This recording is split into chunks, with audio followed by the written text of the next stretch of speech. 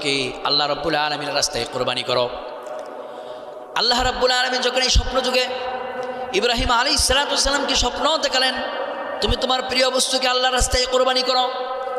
ইব্রাহিম আলাইহিস সালাম সকাল হলে পরে আল্লাহ রাব্বুল আলামিনের রাস্তায় উট কোরবানি করলেন। কি উট যখন কোরবানি করলেন আল্লাহর কাছে গ্রহণযোগ্য হয় নাই। দ্বিতীয় দিন আবার স্বপ্নে দেখালেন, ইব্রাহিম তুমি তোমার প্রিয় বস্তুকে আল্লাহ রাব্বুল আলামিনের রাস্তায় কোরবানি করো। হযরত ইব্রাহিম আলাইহিস সালাম দ্বিতীয় দিন আবার উট কোরবানি করলেন, কোরবানি হয় নাই, আল্লাহর কাছে গ্রহণযোগ্য হয় নাই। তৃতীয় দিনে কি অবস্থা? আল্লাহ রাব্বুল আলামিন বললেন, ইব্রাহিম তুমি তোমার প্রিয় বস্তুকে আল্লাহ রাব্বুল আলামিনের রাস্তায় কোরবানি করো।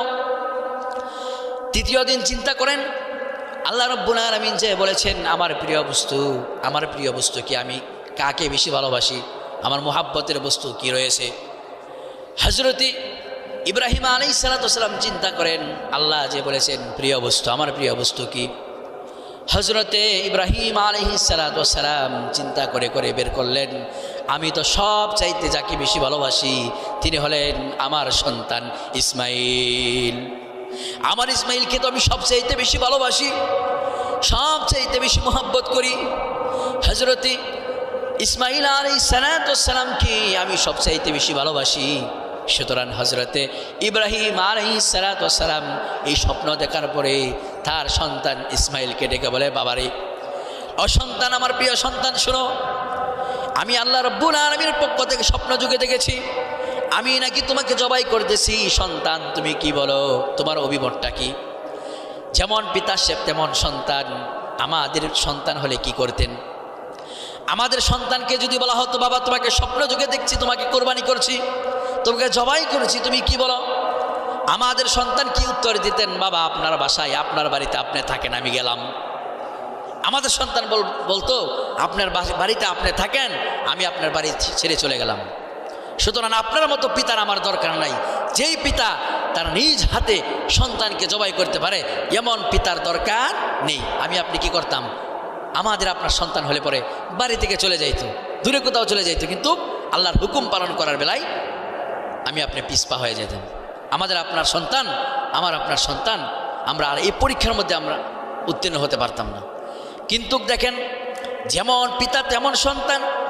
হযরত ইব্রাহিম আলাইহিস সালাম বললেন, বাবারে আমি স্বপ্ন যুগে দেখছি তোমাকে জবাই করেছি, তোমার অভিমতটা কি?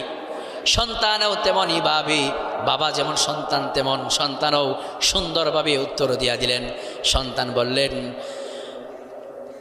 সন্তান জবাব দিলেন, কি জবাব দিলেন? আল্লাহ তাআলা কোরআনে আয়াত নাজিল করেন। আল্লাহ তাআলা বললেন কি বললেন? সন্তান পিতাকে বললেন, পিতা আব্বা শুনেন, আপনি আমাকে ধৈর্যশালীদের সাথে পাবেন, সুতরাং আপনি আপনার স্বপ্ন বাস্তবায়ন করুন, আমাকে ধৈর্যের সাথে পাবেন। আল্লাহ রাব্বুল আলামিনের যে আদেশ, আপনার আল্লাহর পক্ষ থেকে যে আদেশ হয়েছে সেই আদেশ অনুযায়ী আপনি আপনার কাজ সম্পন্ন করেন। এবার হযরত ইব্রাহিম আলাইহিস সালামকে হযরত ইব্রাহিম ইসমাইল আলাইহিস সালামকে নিয়ে গেলেন, কুরবানি করবেন। মিনার ময়দানে নিয়ে গেলেন, কুরবানি করবেন। সেখানে নিয়ে যাওয়ার সময় হযরতে ইসমাইলকে শয়তান এরকমভাবে আক্রমণ করলো।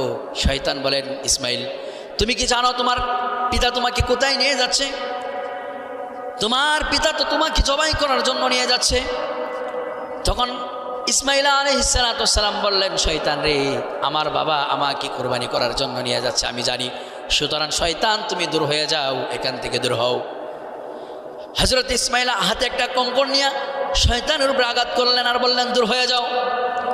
হযরত ইসমাইলকে হযরত ইব্রাহিম মিনার ময়দানে নিয়ে গেলেন, সেখানে কুরবানি করবেন, জবাই করবেন, আল্লাহ রাব্বুল আলামিনের আদেশ পালন করবেন।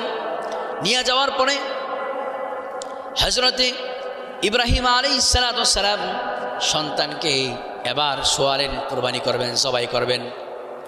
আমার ভাইয়েরা চিন্তা করে দেখুন, কত বড় পরীক্ষার মধ্যে আল্লাহ রাব্বুল আলামিন ইব্রাহিমকে ফেলে দিয়েছেন। আল্লাহ রাব্বুল আলামিন কত বড় পরীক্ষার সম্মুখীন ইব্রাহিমকে করলেন। হযরত ইব্রাহিম আলাইহিস সালাম তার নিজের সন্তানকে নিজ হাতে কোরবানি করবেন, রেডি হয়ে গেলেন। সন্তানকে জমিনের মধ্যে শোয়া দিলেন। শোয়ানোর পরে হযরতে ইব্রাহিম আলাইহিস সালাম ছুরি চালাবেন। এমন অবস্থায় হযরতে জিবরাইল আলাইহিস সালামকে আল্লাহ রাব্বুল আলামিন আদেশ করলেন, জিবরাইল শোনো, ও জিবরাইল দেরি করো না, মুহূর্তের মধ্যে চলে যাও, ছায়া দেখো আমার ইব্রাহিম আমার ইসমাইলের গলায় ছুরি লাগাবে, জলদি যাও, দেরি করো না। হযরতে জিবরাইল বলে, আমি তখন ছিলাম সিদরাতুল মুনতাহায়, যেই মুহূর্তে আল্লাহ রাব্বুল আলামিন আমাকে আদেশ করলেন, আমি আর দেরি করি নাই। আমি একটা নয়, দুইটা নয়, 600 নূরের পাখা একবারে ছেড়ে দিয়া জান্নাত থেকে একটা দুম্বা নিয়া আমি হযরতে ইসমাইল আলাইহিস সালামের থুতির নিচে রেখে দিলাম।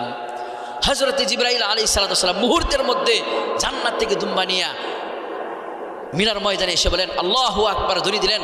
আল্লাহু আকবরের ধ্বনি যখন দিচ্ছে, হযরত ইব্রাহিম চিন্তা করে এই মাটির ভিতরে তো কোনো মানুষ থাকার কথা না, কি আল্লাহু আকবরের ধ্বনি দেয়, সুতরাং ফেরেশতা হবেন। ফেরেশতাও চলে এসেছেন। হযরত ইসমাইল আলাইহিস সালামের থুতির নিচে তিনি দুম্বা ধরে দিলেন।